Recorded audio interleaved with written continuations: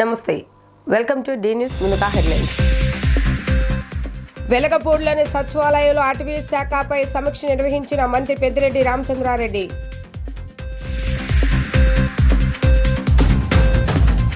విజయవాడ కృష్ణానది పరివాహక ప్రాంతంలో రిటైనింగ్ వాల్ నిర్మించి వరద ముంపునకు శాశ్వత పరిష్కారం చూపించిన ఘనత వైఎస్ఆర్ కాంగ్రెస్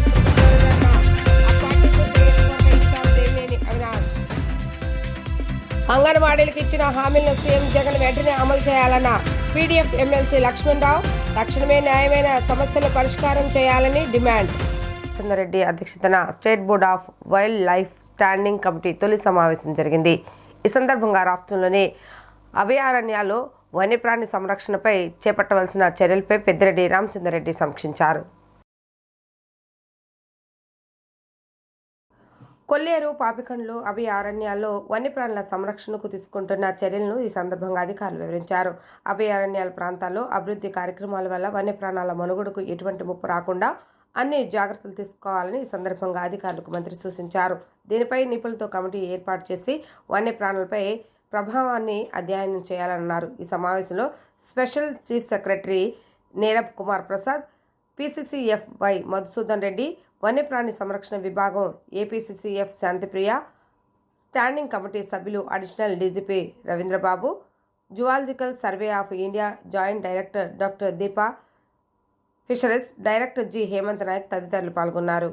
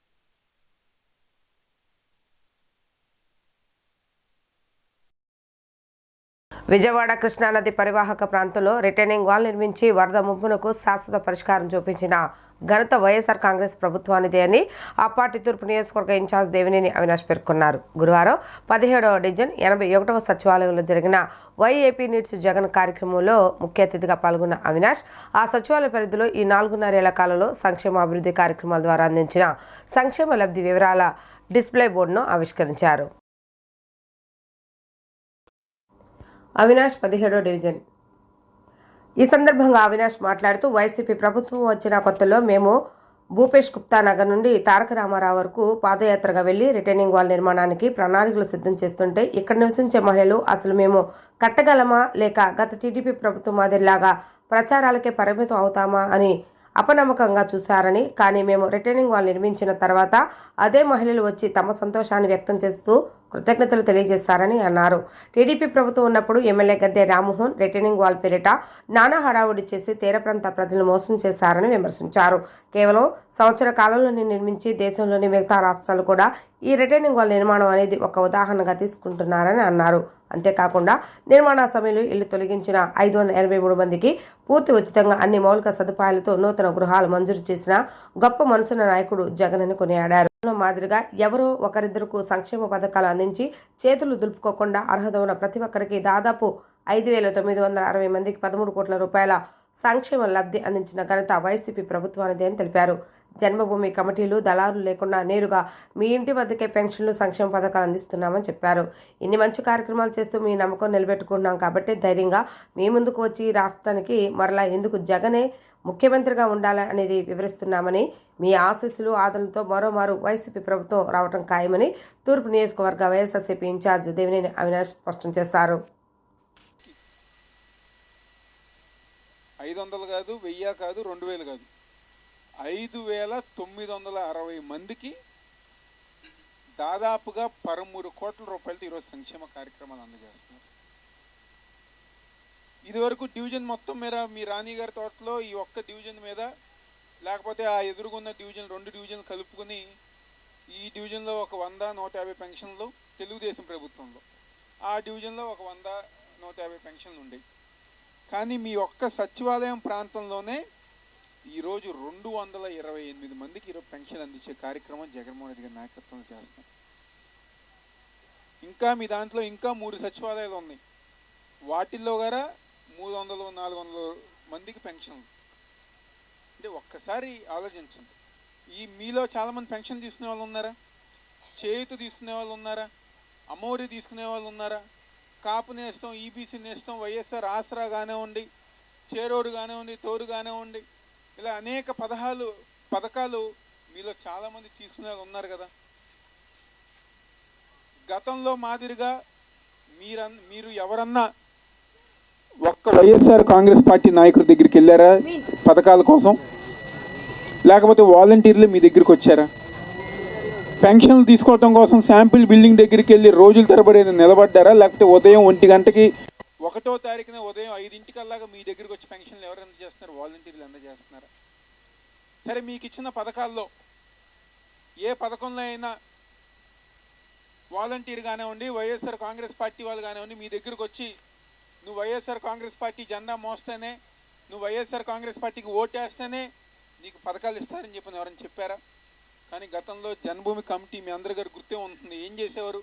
మీకు పెన్షన్ కావాలన్నా, రేషన్ కార్డు కావాలన్నా నువ్వు తెలుగుదేశం పార్టీకి ఓటేయాలి, లేకపోతే తెలుగుదేశం పార్టీ జెండా మోస్తేనే నీకు పెన్షన్ అన్న, రేషన్ కార్డు అని ఇచ్చేవారు. ఈరోజు ఇందాకే చిన్నారి గారు చెప్తున్నారు ఓటీపీల గురించి. ఓటీపీలతో పాటు ఒక కాగితం మొక్క తీసుకొస్తున్నారు. మీ దగ్గర తీసుకొచ్చారా కాగితం మొక్క? ఏమని? మనందరి భవిష్యత్తుకి చంద్రబాబు గ్యారంటీ షూరిటీ, అంటే మన భవిష్యత్తుకి చంద్రబాబు గ్యారంటీ ఉంటారని చెప్పని వచ్చారు. నేను ఒకటే అడుగుతున్నా, మన ప్రాంతంలో మన ఇంటి ముందుకి తెలుగుదేశం పార్టీ జనసేన వాళ్ళు వచ్చినప్పుడు 2014 నుంచి 2019 దాకా తెలుగుదేశం పార్టీ నాయకత్వంలో చంద్రబాబు ముఖ్యమంత్రి కదా, ఆ ముందు 9 సంవత్సరాలు ముఖ్యమంత్రి చేశారు కదా, అంటే మొత్తం 14 సంవత్సరాలు ముఖ్యమంత్రి చేశారు కదా. 14 సంవత్సరాలు మనకి ఇవ్వలేని గ్యారంటీ షూరిటీ చంద్రబాబు రేపు రాబోయే రోజుల్లో ఎలా ఇస్తారని చెప్పి మీరు అందరి గారు అడగాలి. నేను ఎందుకు ఆ విధంగా మాట్లాడుతున్నానంటే, జగన్మోహన్ రెడ్డి గారు ప్రమాణ స్వీకారం చేసిన దగ్గర నుంచి గారా, అమ్మ ఒడి దగ్గర నుంచి, పెన్షన్ దగ్గర నుంచి, చేయూత దగ్గర నుంచి ఏ రోజన్నా ఆగిందా? మరీ ముఖ్యంగా కరోనా సంక్షోభం గుర్తుందా? కరోనా మర్చిపోయారు అందరూ, గుర్తుందా? మనం అనుకున్నాం కరోనా వస్తుందని, ప్రపంచం గారు అనుకోవాలా. అలాంటి కరోనా సంక్షోభంలో గారా ఇచ్చిన హామీని నిలబెట్టుకుని ప్రతి ఒక్కరికి సంక్షేమ పథకాలు జగన్మోహన్ రెడ్డి గారు అందించారు. మనందరికీ కూడా సచివాలయ వ్యవస్థ తీసుకొచ్చారు. మరి ఇంటి వద్దకే వాలంటీర్లు రావటం జరిగింది. మరి ఇన్ని మంచి సంక్షేమ పథకాలు 33 రకాల సంక్షేమ పథకాలు ప్రతిదీ కూడా మహిళలకి చెందే విధంగా అమ్మఒడి నుంచి చేయూత, ఈబీసీ నేస్తం, మరి చేదోడు తోడు చెప్పుకుంటా పోతే పెన్షన్ వరకు, ఎందుకంటే పుట్టే బిడ్డ నుంచి పెన్షన్ వరకు కూడా ప్రతిదీ పథకం రూపంలో మనందరం కూడా పొందుతున్నాం. మరి ఇళ్ల స్థలాలు అంటారా, ఇళ్ల స్థలాలు కూడా దానికి ఒక మనకి అమరావతిలో వచ్చినప్పుడు ఆపారు. మళ్ళీ జగనన్న పోరాడి మీ అందరినీ కూడా తీసుకెళ్ళి మేము అమరావతిలో ఇవ్వటం జరిగింది. కానీ మళ్ళా కేసేశారు. కానీ న్యాయం ఎప్పుడు గెలుస్తుంది. తప్పకుండా ఆ స్థలాలన్నీ మీకే ఇచ్చి ఇల్లు కట్టే విధంగా మేమందరం కూడా ఉంటాం.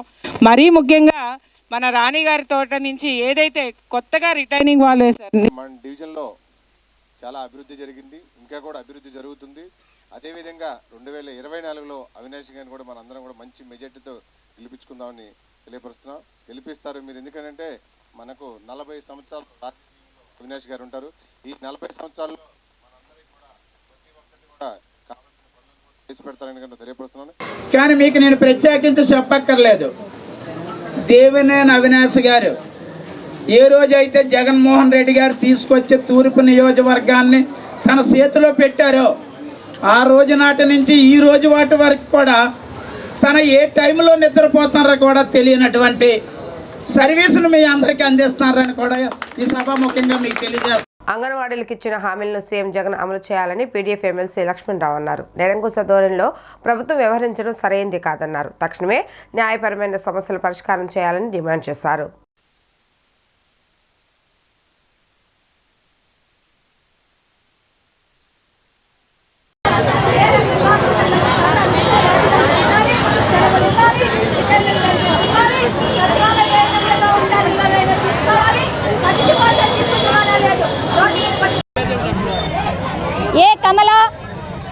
ఎన్టీఆర్ జిల్లా ప్రధాన కార్యదర్శి ఆశా వర్కర్ల సమస్యలకు సంబంధించి వాళ్ళ సమస్యల పరిష్కారం చేయాలని డిసెంబర్ 14-15 తేదీలలో వంట వార్పు మహాధర్నా కార్యక్రమం నిర్వహించాలనేది రాష్ట్ర కమిటీ నిర్ణయించింది. దాంట్లో భాగంగా ఈరోజు ధర్నా చౌక్ వద్ద ధర్నా కార్యక్రమం నిర్వహించవస్తా ఉన్నాం. ఈ సందర్భంగా రాష్ట్ర ప్రభుత్వానికి ఒకటే చెప్పదలుచుకున్నాం. ఆశా వర్కర్లకి కనీస వేతనం ఇవ్వాలని, వాళ్ళకి సాధారణ సెలవులు, మెటర్నిటీ లీవులు ఇవ్వాలని, ప్రభుత్వ సంక్షేమ పథకాలు వర్తింప చేయాలని, నాణ్యమైన సెల్ ఫోన్లు ఇవ్వాలని, ఎవరైనా ఏ కారణం చేతైనా ఆశా వర్కర్ చచ్చిపోతే వాళ్ళకి 10 లక్షల గ్రూప్ ఇన్సూరెన్స్ సౌకర్యం కల్పించాలని, 60 సంవత్సరాలు నిండినటువంటి వాళ్ళకి రిటైర్మెంట్ బెనిఫిట్స్ జీతంలో సగం పెన్షన్గా ఇవ్వాలని తదితర డిమాండ్ల మీద చాలాసార్లు రాష్ట్ర ప్రభుత్వానికి వినతి పత్రాల రూపంలో, అలాగే నిరసన కార్యక్రమం రూపంలో తెలియజేశాము. కానీ ప్రభుత్వం ఏ మాత్రము స్పందించకపోగా మొండిగా వ్యవహరిస్తున్నటువంటి పరిస్థితి ఉంది. జగన్మోహన్ రెడ్డి గారు పద్దాకా చెప్తా ఉన్నారు, అన్ని రాష్ట్రాల కంటే ఎక్కువ మొత్తం ఇస్తున్నది 10,000 ఇస్తున్నది ఆంధ్రప్రదేశ్ అని చెప్పి. కాదనట్ల ఆ 10,000లో గత ప్రభుత్వం 6,000 పెంచితే 4,000 ఈ రాష్ట్ర ప్రభుత్వం పెంచి మొత్తం నేనే పెంచానని చెప్పుకోవటం సరైన పద్ధతి కాదు. అలా ఇచ్చేటువంటి 10,000లో కేంద్రం ఇస్తా ఉంది కొంత సగం. కాబట్టి ఇచ్చినటువంటి వేతనాల్లో ఛార్జీలకి 3,000 రూపాయలు ఖర్చు అవుతుంది. 7,000లో ఆశా వర్కర్లు ఏ రకంగా బతుకుతారని చెప్పేసి రాష్ట్ర ప్రభుత్వాన్ని ప్రశ్నిస్తూ ఉన్నాం. సంక్షేమ పథకాలు నవరత్నాలు నన్ను కల్పిస్తాయని చెప్తా ఉన్నారు. అదే సంక్షేమ పథకాలు అదే పేదవాళ్ళైన ఆశా వర్కర్లకి ఎందుకు వర్తింప చేయడం లేదు? భర్త చచ్చిపోయినా కూడా ఇచ్చేటువంటి వితంతు పెన్షన్ కూడా కోత పెట్టి ఆపినటువంటి పరిస్థితి దుర్మార్గమైనటువంటి విషయం.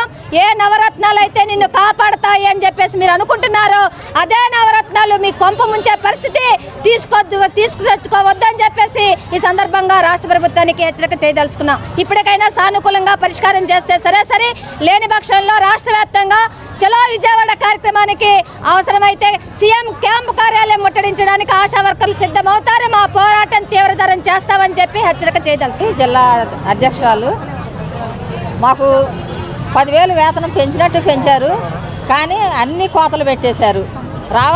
మా భర్తలకు రావాల్సిన టైలర్ లోన్ కానీ 10,000 వేతనాలు, డప్పు అని, మత్స్యకారులని ఇవన్నీ పెన్షన్లు పెడుతున్నారు.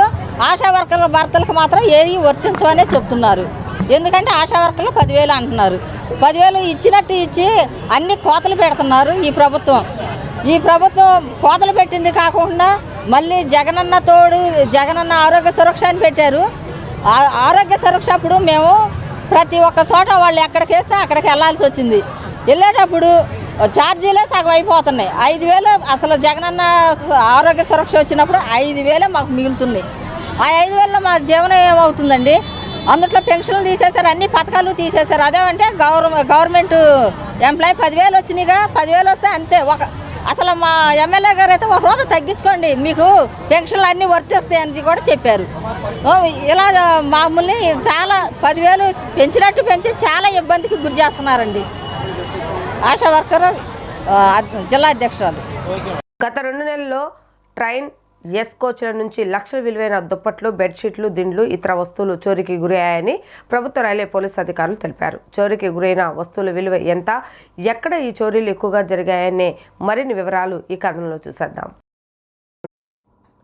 భూపాల్ ఎక్స్ప్రెస్ ఏసీ కోచ్లు ప్రయాణించే ప్రయాణికులకు దుప్పట్లు, దిండ్లు వంటి వస్తువులను రైల్వే శాఖ ఉచితంగానే అందజేస్తుంది.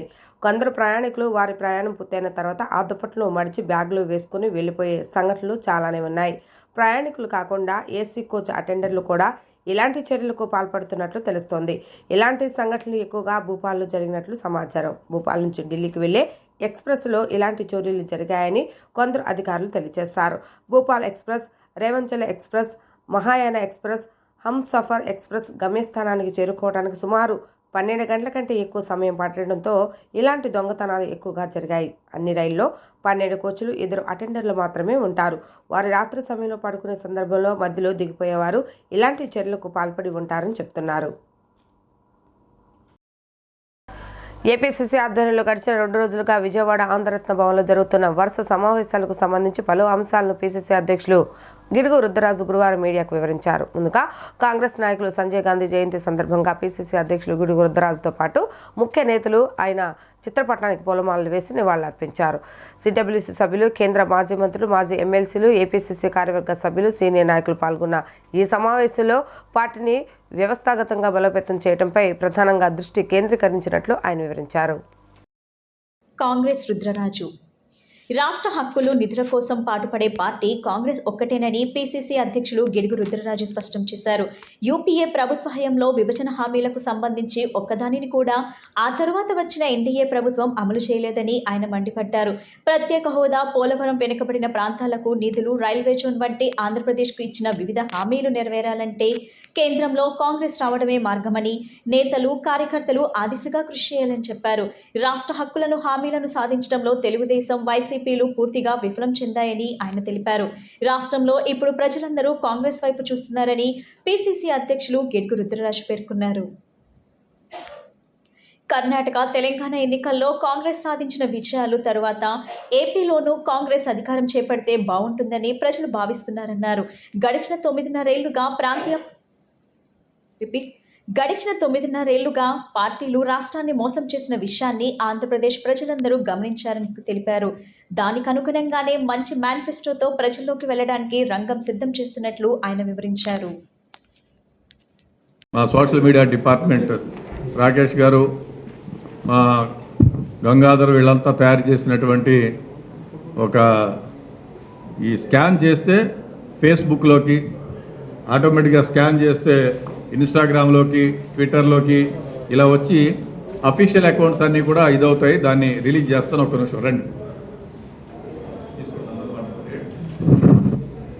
వస్త్ర వ్యాపార రంగంలో ప్రసిద్ధిగాంచిన శోభనాచలం రెడీమేడ్స్ నిర్వాహకులు నూతనంగా ఆహా పేరిట షాపింగ్ మాల్ను ప్రారంభించారు. తమ వద్ద సామాన్యులకు అందుబాటు ధరలో అన్ని రకాల రెడీమేడ్ వస్త్రాలు లభిస్తాయని, ఈ అవకాశాన్ని విజయవాడ నగర ప్రజలు సద్వినియోగం చేసుకోవాల్సిందిగా ఆహా షాపింగ్ మాల్ అధినేతలు శోభనాచలం శ్రీనివాస్, రాధా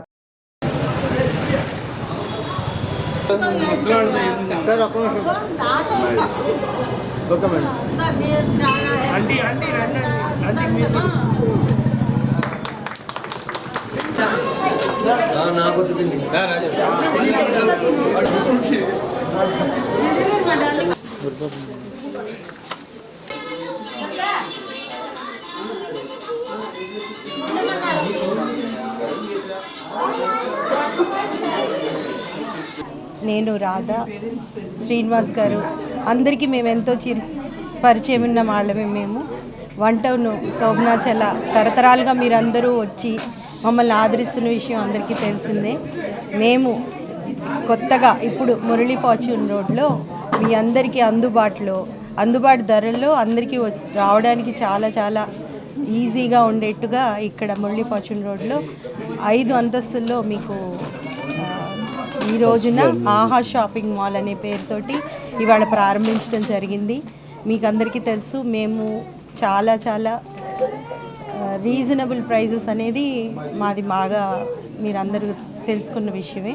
అదేవిధంగా 1 టౌన్లో లోపల సందులో వేసిన ప్రైజెస్ ఇప్పుడు మెయిన్ రోడ్లో ఇక్కడ కూడా అదే ప్రైజెస్ తోటి మీకు అందుబాటులోకి తీసుకొస్తున్నాము.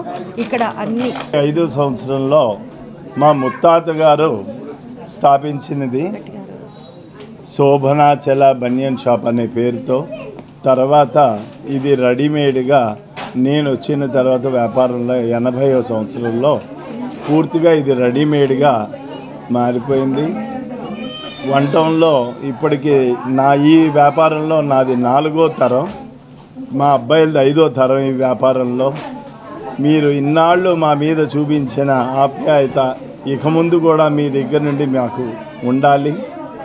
1 టౌన్లో ఏ రేట్లకైతే మేము మీకు అందిస్తున్నామో అదే రేట్లకి ఇక్కడ లబ్బీపేటలో కాందారి రోడ్ అంటారు, ఫార్చ్యూన్ మురళీ రోడ్లో ఆహా షాపింగ్ మాల్ అనే పేరుతో ఇవాళే ప్రారంభించడం జరిగింది. సో మీరందరూ తప్పకుండా ఈ షాపును కూడా మీరు విజిట్ చేయాలి, మీ ఆప్యాయతను మాకు అందించాలి. వార్తలు ముగించే ముందు హెడ్లైన్స్ మరొకసారి. వెలగపూడిలోని సచివాలయంలో అటవీ శాఖపై సమీక్ష నిర్వహించిన మంత్రి పెద్దిరెడ్డి రామచంద్రారెడ్డి.